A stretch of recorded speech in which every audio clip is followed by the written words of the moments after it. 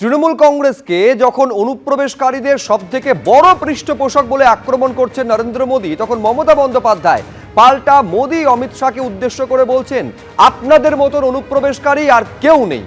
কি বলেছেন দেখুন। বলছে আমরা নাকি অনুপ্রবেশের কারখানা করেছি। আমি জিজ্ঞাসা করে চ্যালেঞ্জ করছি আমোদি প্রমোদি বাবুকে, মোটা ভাইকে, বলুন বর্ডার আটকানোর কথা কার দায়িত্বে আছে? কে? Central government. কোল ইন্ডিয়া কার আন্ডারে? Central government. বিএসএফ কার? Central government. প্লেন কার? Central government. কাস্টমস কার? Central government. তো সবই যদি আপনার হাতে থাকে, আপনি তো পাহারা দেন, তাহলে আপনি কাকে অনুপ্রবেশকারী বলছেন? আপনাদের মতো অনুপ্রবেশকারী আর কেউ নেই, আর কেউ নেই, আর কেউ নেই। বাংলা ভাষায় কথা বললেই অনুপ্রবেশকারী, আর তোমরা ছদ্মবেশী শয়তান। 5 বছর আগে নন্দীগ্রামে যে পরিবর্তনের সূচনা হয়েছিল, ভবানীপুরেও এবার সেই পরিবর্তন হবে। নরেন্দ্র মোদী যখন এই কথা বলছেন, তখন ভবানীপুরের তৃণমূল প্রার্থী মমতা বন্দ্যোপাধ্যায় কি বললেন দেখুন।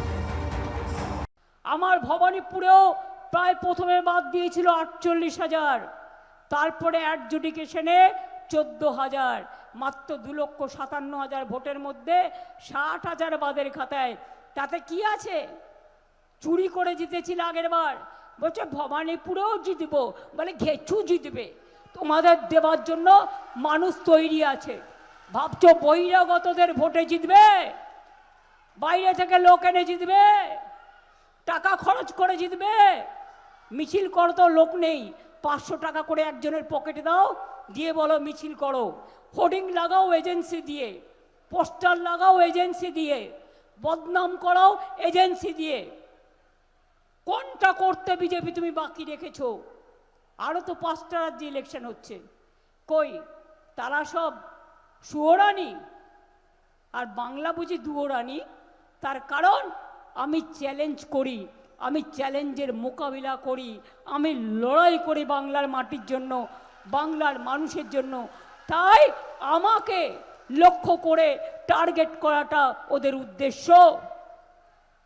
কখনো ভয় দেখিয়েছে, কখনো চমকেছে, কখনো ধমকাবার চেষ্টা করেছে। আর আপনারা তো জানেন, আমাকে চমকালে আমি ধমকাই, আমাকে ধমকালে আমি গর্জাই, আমাকে গর্জালে আমি বর্ষাই। হলদিয়া সভা থেকে দাঁড়িয়ে নরেন্দ্র মোদী যখন 6টা গ্যারান্টির কথা বলছেন, তখন মিনাখায় দাঁড়িয়ে পাল্টা আক্রমণ শানাচ্ছেন মুখ্যমন্ত্রী। কন্যাশ্রী থেকে স্বাস্থ্যসাথী, যা বলেছিলাম তাই করে দেখিয়েছি। 25% ডিএ পেয়েছেন সরকারি কর্মীরা, বলছেন মমতা বন্দ্যোপাধ্যায়। আমরা চিরকাল মানুষ, আগে মেয়েরা পড়াশোনা করতে পারতো না, স্কুলে যেতে পারতো না, তাদের ছোটবেলায় বিয়ে হয়ে যেত। বাবা মারা চিন্তা করতো আমার মেয়েটার কি হবে, আমার ছেলেটার কি হবে। আজকে পড়াশোনা করতে তাদের চিন্তা নেই। কন্যাশ্রী আছে, স্কুল কলেজ ইউনিভার্সিটি। সংখ্যালঘুদের জন্য ঐক্যশ্রী আছে, 4 কোটির ওপর লোক ঐক্যশ্রী পেয়েছে, সেন্ট্রাল গভর্নমেন্ট টাকা বন্ধ করে দিয়েছে। তপশিলি আদিবাসীদের জন্য শিক্ষাশ্রী আছে, ওবিসিদের জন্য মেধাশ্রী আছে। একটা মেয়ে বিয়ে দিতে না পারলে 25,000 টাকা সরকার দেয়, রূপশ্রী প্রকল্প। আগের বার বলেছিলাম স্বাস্থ্যসাথী করব, করেছি কি করিনি? স্বাস্থ্যসাথীর টাকা পান মা বোনের হেড অফ দ্য ফ্যামিলি 5 লক্ষ টাকা করে। আমরা প্রায় 9 কোটি মানুষকে সংযুক্ত করেছি। এর মধ্যে সরকারি কর্মচারীদের স্বাস্থ্য স্কিম আলাদা আছে। 25% দিয়ে সরকারি কর্মচারীরা পেয়েছেন, শিক্ষক শিক্ষিকারাও পাবেন। আজ প্রধানমন্ত্রীর প্রথম নির্বাচনী প্রচার সভা ছিল হলদিয়ায়, যে হলদিয়া থেকে দাঁড়িয়ে 6টি গ্যারান্টির কথা বলেছেন তিনি। এই 6টা গ্যারান্টি বা প্রতিশ্রুতিতে কি আছে দেখাবো আপনাদের। নরেন্দ্র মোদীর প্রথম গ্যারান্টি, ভয়ের জায়গায় ভরসা, আইনের ওপরে ভরসা। প্রধানমন্ত্রীর দ্বিতীয় গ্যারান্টি, সরকারি সিস্টেম মানুষের সেবায় দায়বদ্ধ। গ্যারেন্টি 3, দুর্নীতি, মহিলাদের প্রতি অপরাধ, ধর্ষণ মামলার ফাইল খুলবে। 4 নম্বর গ্যারেন্টি, আইনের সবার হিসেব হবে, তৃণমূলের গুন্ডা আইন থেকে বাঁচতে পারবে না, তৃণমূলকে জনতার পয়সায় খেতে দেব না, বলছেন প্রধানমন্ত্রী। 5 নম্বর গ্যারেন্টি, শরণার্থীদের সংবিধান অনুযায়ী অধিকার, অনুপ্রবেশকারীদের তাড়ানো হবে।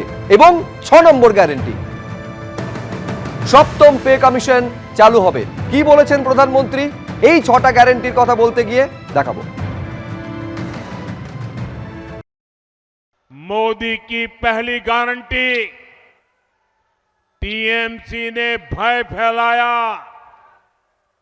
सरकार और सरकारी सिस्टम को भय का माध्यम बनाया। आज बात बात पर लोगों को कोर्ट से न्याय मांगना पड़ता है।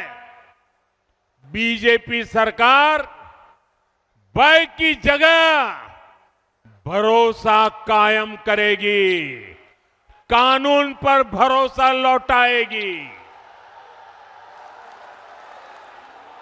मोदी की दूसरी गारंटी, बीजेपी सरकार में सरकारी सिस्टम जनता की सेवा के लिए जवाबदेह होगा, अकाउंटेबल होगा।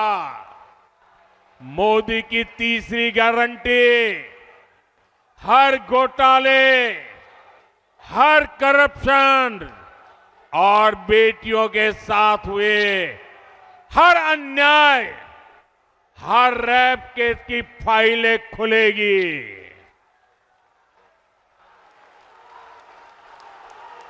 मोदी की चौथी गारंटी, टीएमसी के राज में जिसने भी करप्शन किया है उसकी जगह जेल में होगी।